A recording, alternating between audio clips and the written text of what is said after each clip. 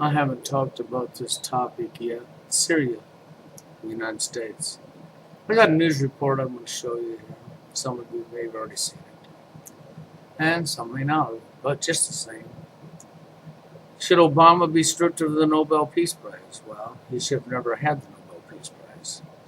But because society's ass backwards, and because everybody preaches everything that's the exact opposite of, and that's exactly what goes on in society. It's always the exact opposite of. Everything is. What's good is considered evil, and what is evil is considered good. Ass backwards. Everything is. And I mean everything straight across the board is pretty much ass backwards. That's why Obama got the Nobel Peace Prize for escalating wars and killing people. Okay? So he got a peace prize. So maybe they meant pieces prize. Yeah. What's left of buildings, bodies, is pieces from them blowing it up. That's right. Pieces of buildings scattered all over everywhere. Pieces of human body and flesh scattered all over everywhere. And so you gave him the Pieces Prize, right? Because it couldn't have been peace about caring about people. It could have been peace about ending wars. You know, the promise Obama gave the whole world when he came into office. If you put me in office, and now we know this is all a stage show. Well, some of you don't. Some of you still believe that you're actually electing these people into position. And it only shows that you're a sucker. You got sucker right across your forehead, okay? Because if you really believe going and voting is a kind of way of getting somebody in an office, you're sincerely messed up. You haven't done any homework. You don't even know what you're talking about. Nobody voted Obama in. He was placed. Nobody voted Bush in. He was placed. Nobody voted Clinton in. He was placed. Nobody voted any of these presidents in. They were all placed. Placed in office, not voted. The voting has always been a scam. Always. To fool the public, to make them believe they have a choice. And you know what's even more pathetic about making people believe they have a choice? You didn't even get to choose who your candidates was. You had to vote for whatever candidates they stuffed in your face. They put in your face, that's right. So not just anybody could run to be a candidate to be picked. No, it didn't work that way because everything's ass backwards. You know, even all the propaganda on how bad men are and women, how women are such victims in today's society. Not that women can't be victims, but once again, everything's ass backwards. While the men are the ones that are the most victimized, the women are the ones that aren't. Okay? Not that they can't be victims, because there are women victims. But what you preach is how the woman's always the victim and how the man's not a victim whatsoever. I mean, let's look at Joe Biden's domestic abuse laws. A man, okay, is always the perpetrator. A man cannot be the victim of domestic abuse. It's not written in the law that way. A man cannot be a victim of domestic abuse. This means you can do whatever you want to a guy. He's never a victim of domestic abuse. Even when they tied him to a bed and sliced off his you-know-what and dropped it in the garbage disposal, that wasn't abuse. He wasn't a victim. That's right. Because that's how messed up our society is. And this news report on Syria and Obama wanting to go to war with Syria. Remember what I told you about United Nations? Yeah. How United Nations is a stage show for the public. It's really where the governments get together and make their plans for what they're going to do. But they always got to give the public a stage show. They got to make it look like they're there to try to keep peace, like yesterday's report about China and Russia walking out of the UN meeting. All chances are that's just a stage show. They never really walked out. But they reported they walked out because they have to make the world, all of us people, believe. That's right, they have to get us to believe so that we will kill one another for their selfish gain. That's right. For the peoples at the top, you know, the powers to be, for their own selfish gain. You know, the banksters, the mafia, the syndicate, the mob, who runs the entire planet.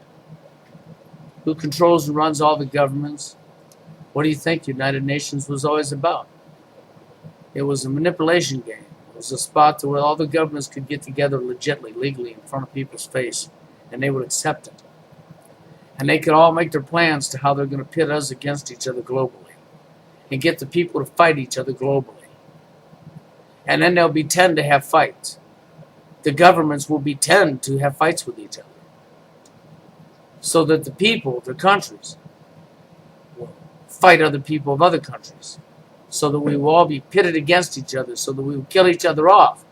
That way the powers to be at the top can get more control, more power, greed. That's right, power and greed. The virus attacked the human brain. But anyhow, Obama, should he be stripped of the Nobel Peace Prize? He should have never had the Peace Prize. That's why I said Peace's Prize.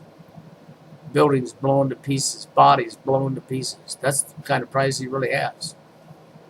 He has the prize of Satan, the prize of evil. Okay, that's the real prize he has. It was never about peace to Obama. He don't care about you. He don't care about me. He don't care about any of us. He only cares about his own selfish want, his own selfish gain. But isn't that how the majority of the world is now? All the people out here about saying. And when you watch this news report, there's some really good stuff said by one candidate. And the other candidate, he's doing what they always do. They're playing devil's advocate. And anybody that recognizes the truth will be able to hear some really good words said. And then comes the bald-headed devil's advocate, who's there to slaughter the truth, who's there to smear the truth so that you walk away confused, keep you all divided, all confused, all messed up in your head. So you won't really know which one's the truth and which one's not. So you can have something to bicker about. Yeah, that's what this is really about. And so like everything, you got to have his devil's advocate, devil's advocate, devil's advocate. And the only reason we have devil's advocates is to keep the truth suppressed, to keep the truth confused, so nobody recognizes the real truth when it's right in their face. That's what the devil's advocate's about. Why do you think you put devil in front of him? Evil advocate, liar, manipulator, who's there to take the truth and spin it, twist it, and manipulate it, and lie, and think it's funny, think it's all a game, a sport, an arena. So when you get blown up and you're dead, that's just part of the game. Yeah, that's end game, you know. Meanwhile, we see what's going on with Syria, the stage show. You know what's going on right now, the stage show, the pit us against each other. And we see how they staged their act and said that China and Russia walked out of the UN meeting yesterday. Guaranteed that was a stage show, an act, a Hollywood act. WWE wrestling. It was scripted. It was planned. It was deliberate. They wasn't really mad. No! They wasn't mad at all. They're doing what they wrote in the script to do. This is what United Nations has always been about. So that the governments of the world can get together right in front of the people's face. Nobody knows what goes on. And they can decide and talk amongst each other what they're going to do. Then they come out to the public. That's right, to the public. And they tell you their stage show. You don't see no footage of what really goes on in the meetings of the United Nations. And if you ever did see any footage of an actual meeting in the United Nations, it'd be a stage show. They would already have it rehearsed before they went there, before they let the cameras in. Then the cameras would come in and think they're catching an actual meeting. And they'd be catching an actual Hollywood script, an actual Hollywood show. They'd be catching Bonanza, Gilligan's Island. That's right, Fantasy Island. They would be catching this. That's what they'd be catching from the United Nations. Yeah, no lie. But anyhow, I guess I've had to say what I had to say. There is somebody in this report that says some very, very good stuff, some powerful stuff that should be taking place, but it ain't, won't. No. And then there's the evil advocate, the liar, the manipulator, the bald-headed lying manipulator, who's there for that reason, to twist the truth. This is what we're used to nowadays, is lie after lie after lie after lie after lie. I just hope you all enjoy your own death, because that's where your lies are going to get you. Dead. This is how history always replays itself, from stupidity. Because see, stupidity, it don't discriminate. No! Stupidity don't care if you're black, if you're white, if you're Asian. It don't care if you're a female or if you're a male. Stupidity does not discriminate. It kills all. Even the ones that are alert and awake and ain't using stupidity, that's using their brains. It even gets them dead.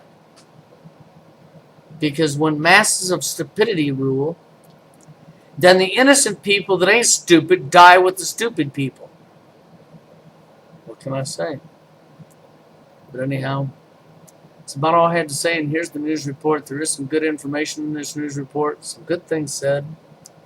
And yes, Obama should not have no Nobel Peace Prize because it's not peace. Just put an S behind it for pieces. Okay? Just remember, it's the Nobel Peace Prize, okay?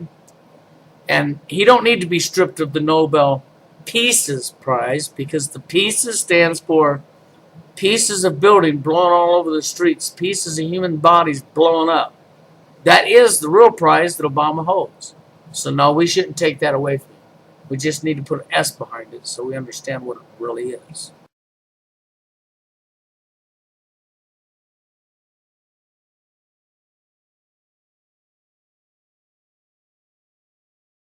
Okay, Lindsay France summing up today's world diplomacy regarding Syria. Thanks for the update there from central Moscow. Well, as I mentioned at the start of the programme, we've got a panel of guests we've put together to try and kick this around to see where it may well go over the coming hours and days. Marcus Papadopoulos is a Middle East commentator and editor of Politics First. Pavel Andreev with me now. Hi, sir.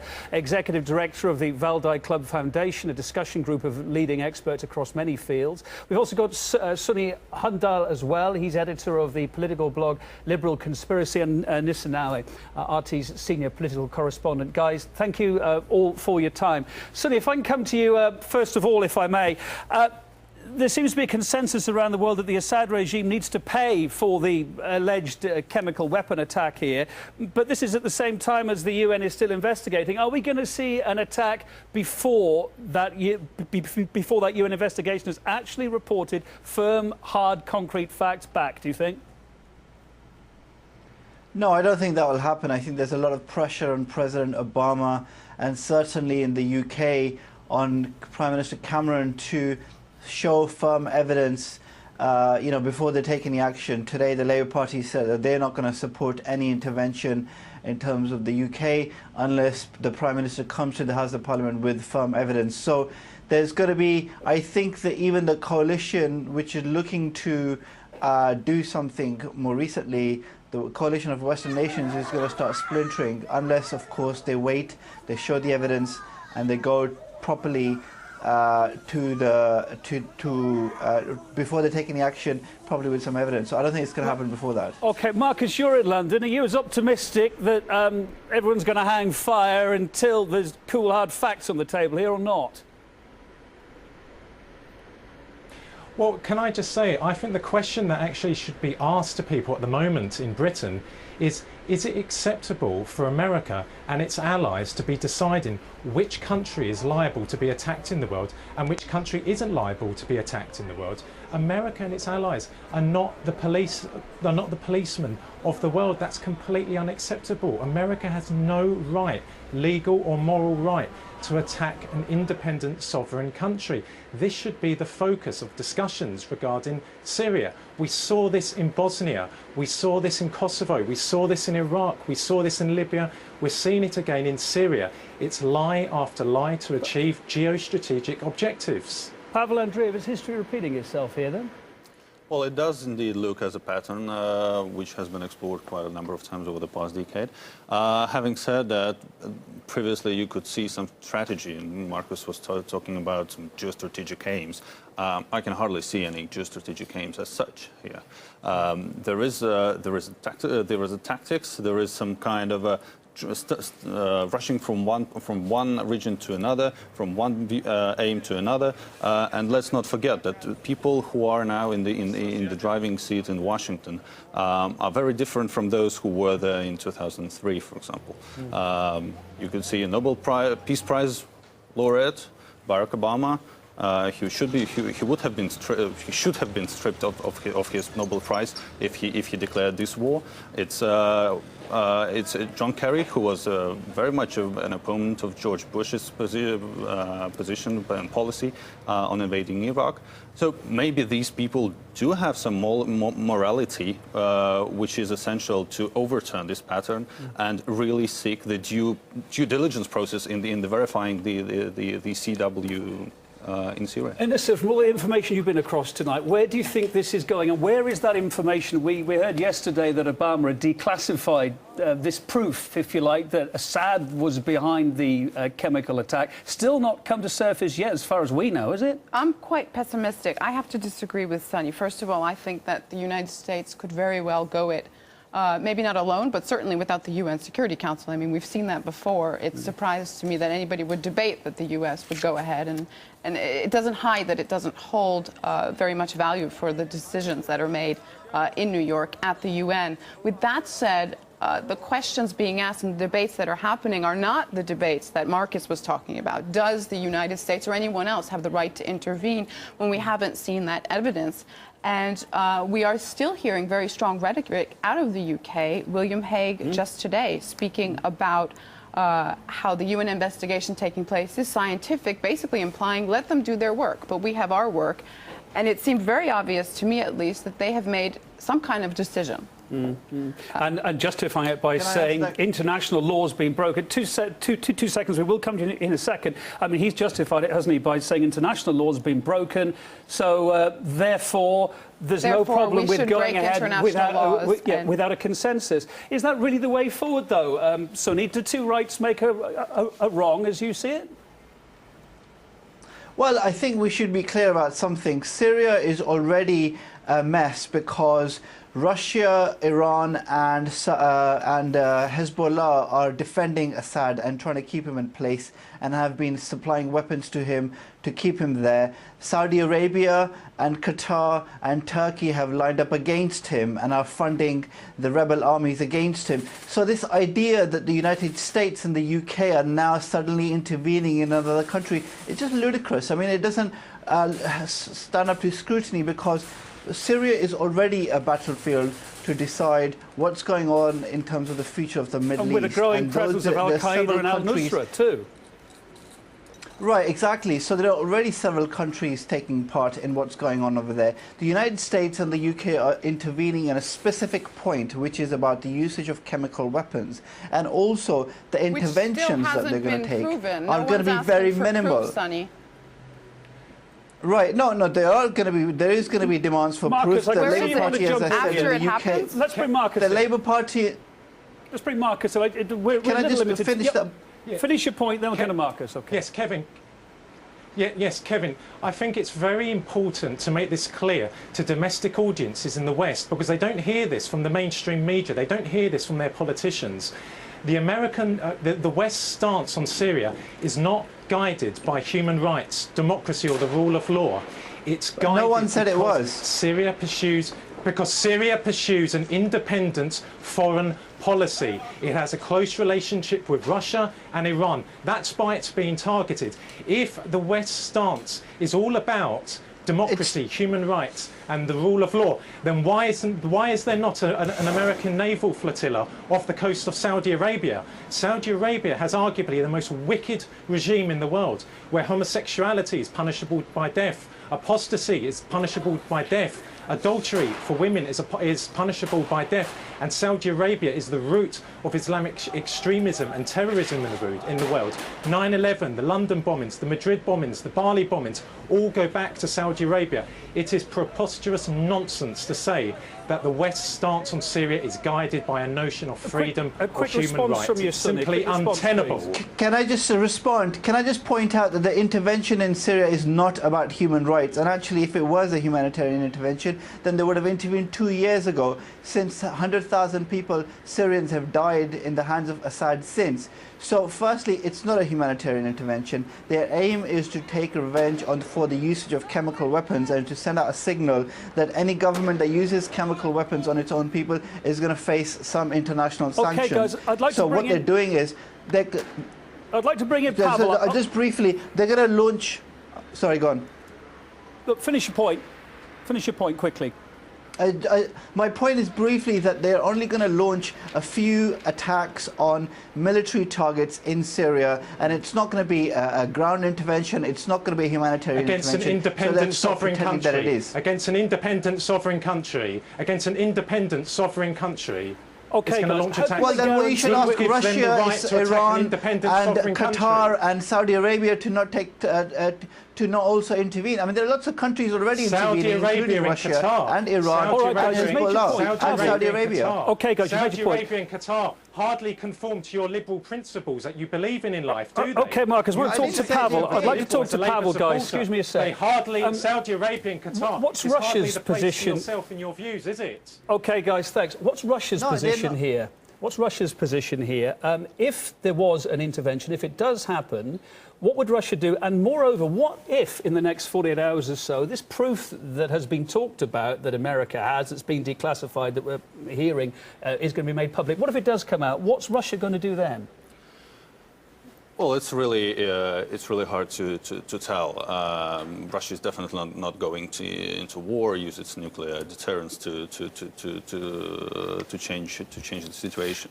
What is important here to stress here is that Syria is indeed a mess. But it is a mess to a large degree due to the outside influence from outside forces in Syria. So basically, when somebody argues that now the intervention should have been employed 2 years ago, well, it shouldn't have. And it shouldn't be considered now at the point when the pro-regime forces are actually gaining ground. And there is much more road paved to a political transition. If you're talking about the Russian position has always been about the political transition. It was not about Assad per se. It was about political transition. And it was the rebel forces who are not feeling themselves well positioned to participate in that kind of talks. One might argue that it is because a lot of the driving force behind the rebel force is of a rather radical thinking, to put it mildly, and they would not get support and would not get to the ruling positions in the country through the political transitions. Now, the only way, if you're talking about the way to settlement in Syria, it's surely not one of those forceful scenarios, but Geneva II process. And let me just go back to that point. If information comes out that we're hearing that America says it's got this information that proves that the Assad regime was behind it, if it is released tomorrow, how would Russia change its tune here? It would listen, it would take that information and act accordingly, yeah? It should be discussed in the Security Council. One would be skeptical about Security Council resolution on that, but it is either Security Council or might is right principle. I think it's really important here, excuse me for interrupting, to not discuss so much the what ifs, but the we haves, and we have no proof. So it's surprising to me that Sunny and most of the mainstream media can report and talk about this and discuss the situation in Syria as if it's already been proven. This is fact. And they're basically, a lot of the press is copying and pasting these statements that we're hearing from very high-ranking officials in the West. Like I said, we heard from William Hague, UK Foreign Secretary, saying that they do believe this is a chemical attack by the Assad regime. US Vice President Joe Biden, there's no doubt who is responsible for this heinous use of chemical weapons in Syria. Chuck Hagel, US Defense Secretary, I think that intelligence will conclude that the government in Syria was responsible.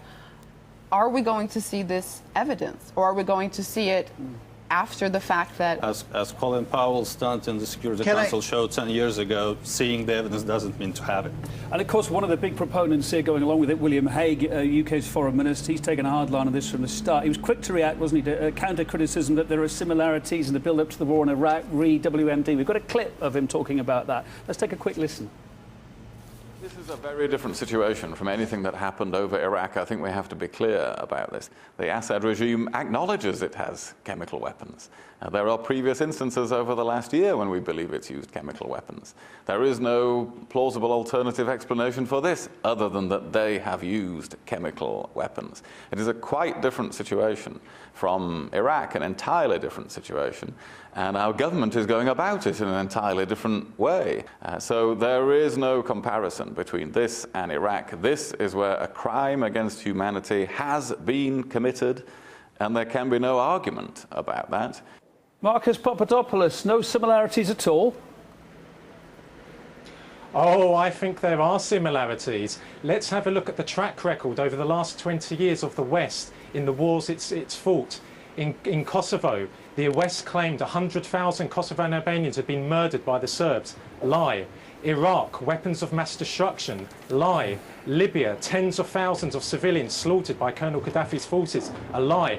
And now with Syria, what the Western public has been subjected to over the last 2 years, are heinous stories that the Syrian government and the Syrian armed forces, the only legitimate all groups in Syria, have been slaughtering women, men and children. That's completely uncorroborated. It's all about pursuing geostrategic objectives. The ambition is to simply ensure a Western political dominance in the Middle East. Syria is the one remaining country which will not bow to the West. Syria will not bow to the West. That's why it's being persecuted. I'm sorry, but this is just ridiculous. If Syria Can I just point out one thing? Iran will be next. It's not ridiculous. It's not ridiculous. You and the West. It is completely ridiculous. Let me get a word in edgeways, please. It's time the British let me get a word in edgeways, please. Listen. It's time the British public. I think it's important to point out that Libya. I think it's important. Marcus, you've made your point, sir. Let Sunny have his word now, please. Yeah, thank you. I think anyone can, in fact, there are lots of videos which have been uploaded by Syrian doctors as well as in hospitals. There was a video published by ITV News the other day which showed clear examples of kids talking while they were suffering from an attack of a chemical weapon. I mean, this idea that this gentleman is saying that there is no, this is a lie about WMDs. There is a clear difference. Now we have video evidence which has been published to YouTube, and it's also been published and independently corroborated in the New York Times. But it has let me just finish my point, please. Let me just finish my point. The video has been, there's been loads of videos published showing that these kids have had chemical attacks on them. Okay, look, we've only got a couple of... We've seen pictures of...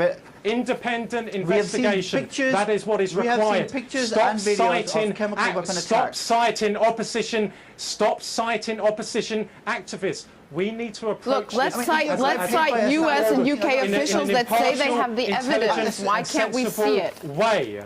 Videos of children are not enough. Evidence. You're completely right. Guys, we've only got a couple of... No, you're right that we've only got a short amount of time left. I want to ask you about... Shut up. I want to ask you about in our final minute. Just shut up for 1 second so I can get a word in. I just want to make my point about chemical weapons, and they can spout all the nonsense about the Syrian government he wants to. Listen, the fact of the matter is that we have seen proper video evidence and we have seen photographic evidence of children on the after effects of chemical weapon attacks. There have been lots of videos posted about showing sarin and the effects of sarin. Now the key question here is not whether the chemical weapons have been used. The key question here is who used them. And that's the thing that the UN inspectors are now trying to find out in terms of where was that... Sorry? Right, and we still don't know. Look, there's one final thought. Guys, what do you mean still don't know? You're a second ago you were denying that there was any chemical weapons being used at all, and now you're now pretending. I'm going to have to interject, or else we'll have to cut you off. In London in the final minute of this programme, I want to ask you... sit in London and determine that? Guys, please, I want to ask you in the final minute of the programme what the implications would be of an intervention, i.e., Sunny, you were talking earlier on that the thought is this could be a short, sharp intervention, of a rap over the knuckles. How do we know that? How do the people people planning this, have they got a clear plan? Are they absolutely sure this won't go on, won't become another Afghanistan, won't become another Iraq? And how do we know it won't spread? Well, we've already heard that Iran could be targeting Israel if this happens. I mean, how do we know it's going to be so confined? No, I mean, let's be clear on a few points. There are no government troops of the British government or the United States government which are going to be landing in Syria at all, not even close. And so the point is, they're going to take a few well-aimed shots at Syrian weapons, and that's about it. They can't do anything more than that, and they have said this is not about regime change. So they're not... Can I just make my point, please? You will get your turn. The point is that they are going to focus on very short and sharp. They've said themselves that we're not going to put any ground troops in Syria, and the government in the UK will not support any such action, because the statement by the Prime Minister as well as the Labour Party will say we want to limit the action necessary. So let me just be clear, this is not going to be like Afghanistan and Iraq, because firstly there's not going to be any Western troops. Secondly, this is going to go on for a while because Assad is being supported by various countries including Iran and Russia, and his opposition is being supported by various countries like Saudi Arabia and Qatar. So that proxy war will continue for a while, regardless of whether the United States and the UK are there or going to intervene. Which is a big difference with Iraq. Marcus, a final 15 seconds for you in response here, please. Do you know, Kevin, the sad and regrettable thing is this. People like Sonny and the attitude he espoused, they forget one thing. We're talking about the Syrian people. They've had to endure hell on earth over the last 2 years. And the way that Sonny and Western politicians and journalists talk about attacking a country so flippantly is so distressing. Can you imagine what it must be like to be bombarded with bombs, the one who supported, with Tomahawk cruise missiles? Sonny, why don't you talk to people that experienced the Blitz in London? Why don't you talk to people that have lived through bombing campaigns? Why don't you talk about the 100,000 people that have You have very little time. Why don't you talk about the 100,000 people? You have very little time for the guys. You have very little time for the people. For the A last final thought with Pavel. I'd like to make as well, Kevin. Pavel, from the Russian. Point I'd like to make. We're going to run out. We've got to get to a break, sir. Could you imagine what the response would be if Russia was talking openly about attacking another country? There would be uproar in the world. Why is it acceptable for America to talk about attacking another country? Guys, I'm going to leave a final thought to Pavel, another member of our panel who's sitting here patiently. How is this going to pan out over the next week or so? It's really hard to put out the timetable because the window of opportunity for actual bombing is very short. What I wanted to finish with is, and then there were like G20, and it's better not to happen on the G20 week, for sure. What I would like to stress here is that there is no goods, no win-wins out of the bombing campaign. It's either would lead to nothing, as it did in 1998 with bombing of Somalia, or it would lead to further deterioration and devastation of the country of Syria, of the nation, and a split out and complete change of the balance, which has been achieved first in Iraq, and now it is being further deteriorated in the balance in the region. It's really when Marcus is talking about geopolitical strategy, I don't see it. The strategy is in complete shambles. There is no foreign policy objectives here. It's just pure senses or stereotypes or some reactions, really. All right, Pavel, thanks for your